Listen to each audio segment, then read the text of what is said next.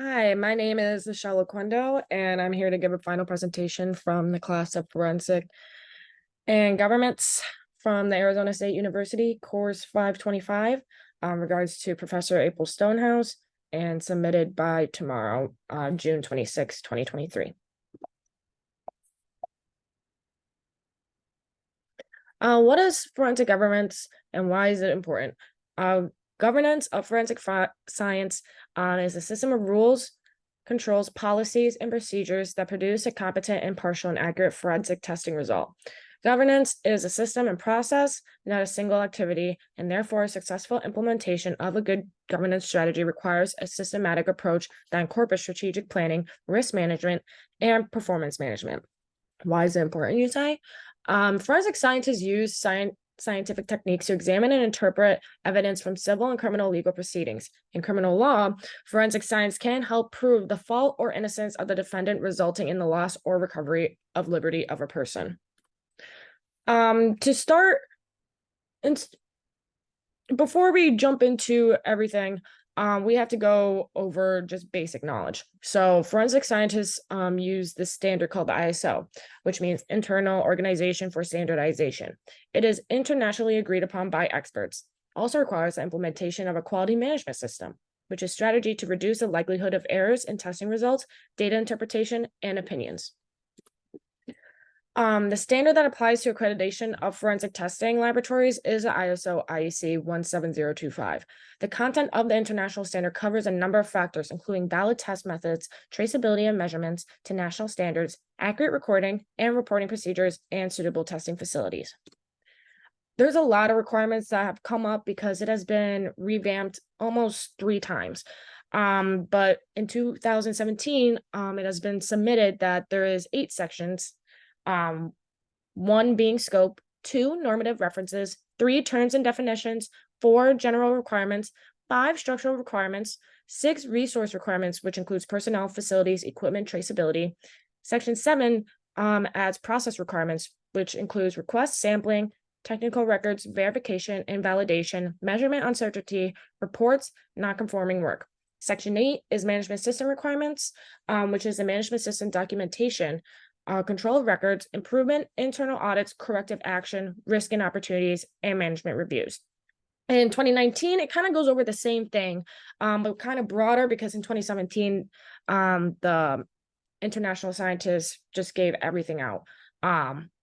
But in 2019, there's general requirements, which include impartiality. It stated that the management system should have a code of ethics as part of the management's commitment to good professional practice, ensure annual review of the document by all personnel and maintain a record of the review, and ensure appropriate actions are taken necessary. So for a good example of a disturbance of good forensic governance that all forensic scientists strive for, there is a chemist who was hired by the Hinton State Laboratory Institute in the city of Boston. Her name is Annie Dookhan, and she was convicted of filing false reports, misleading investigators, and tampering with evidence. In result, the scandal, more than 21,000 cases were led to dismissal due to her dry dabbing and evidence tampering. The laboratory she worked in at the time of the scandal also resulted in the laboratory to shut down and resignation from 3 officials. Now, we have a general view of Annie Dookhan, but what did her lab kind of break? Well, let's go back to the ISO standards and intertwine them with the Dookhan scandal. For standard 6 on the ISO IEC, which includes resource requirements / personnel section, which states all personnel of the laboratory, either internal or external, that could influence the laboratory's activities shall act impartially, be competent, and work in accordance with the laboratory's management system. Well, obviously, this was breached due to the personnel of the laboratory. In this case, it is the chemist Annie Dookhan, did not work completely, but she did not work competently, but she worked to complete her samples in a faster time than every other personnel in her lab. Ms. Dookhan also did not comply with her lab's management system due to the lab that she was working at was in accordance to the ANAB system that she also breached. Since she did not comply with acting competently, in many cases she was assigned for evidence samples to lead to false results and the opposite of good governance in the lab.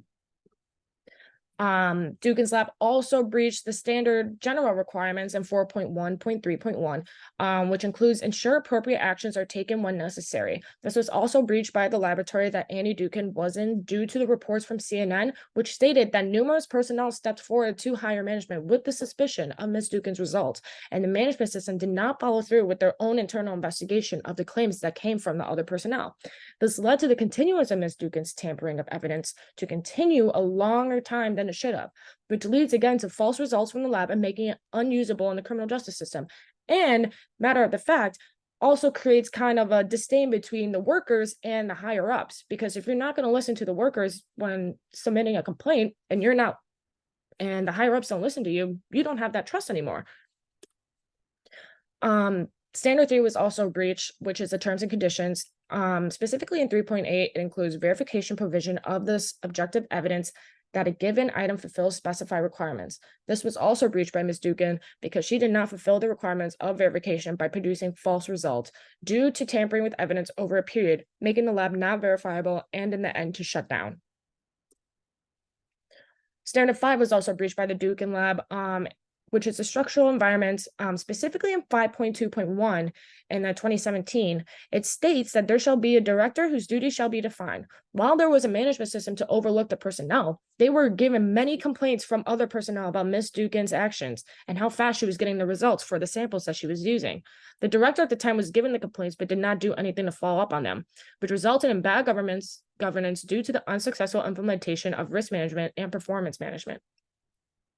Standard 7 was also breached by the Dookhan lab during this scandal, which is the technical requirements. Specifically noted in 7.4, handling of test or calibration items, it was noted in 7.4.1.1 that protect the integrity of all items and require items to be resealed as soon as possible, as practicable. Ms. Dookhan breached this section completely due to the lack of integrity of the items. It was reported that Ms. Dookhan tainted trial evidence, which included adding cocaine to numerous samples.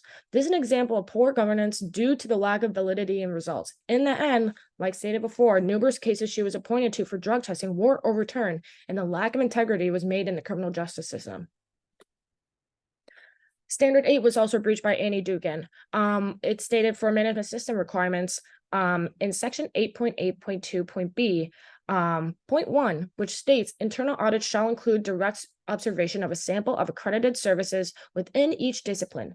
Dr. Dookhan did not appear to possess the standard operating procedures and adhere to the protocols of the lab has made for the samples she was testing due to the continuance of tainting evidence and reusing substances to make the samples positive of a controlled substance, leading to an open invitation for various other cases that Ms. Dookhan was charged of also be manipulated and tainted, which again continues having false results for the court to use. Overall, forensic governance is a huge part of the criminal justice system. They basically intertwine with each other. If there is not a confession, the first thing they do is go to forensics, DNA, fingerprints, lab testing, technical firearms, and everything in between to try and get their case. If you're trying to get someone convicted or if you're trying to claim someone's innocent, forensic science and governance has to intertwine to be able to have validity of results. And Ms. Dookhan's lab and Ms. Dookhan herself did not comply to that, which makes it kind of hard to give sympathy for her. But now we learned that there are a lot of forensic scientists that could be doing the same thing today. And maybe Ms. Dookhan was just the one that was not discreet about it. It's very important for forensic science labs and the higher ups to keep watch of the people that work there and provide bigger background checks so this doesn't happen again. Thank you for watching.